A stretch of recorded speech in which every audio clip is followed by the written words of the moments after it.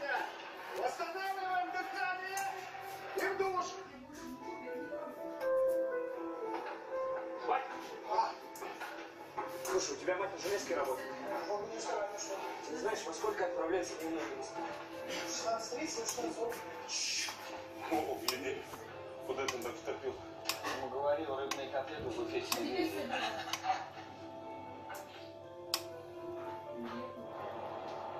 Не понял. Что ты здесь делаешь? Дядя, Антоныч, мне нужно с ней поговорить. А ну же в поезд. Он только что едет. Собирай, это Не колесики. стой. Где машинка? Тем более у нее другая... Машинку положи, а потом уже колесики ложи.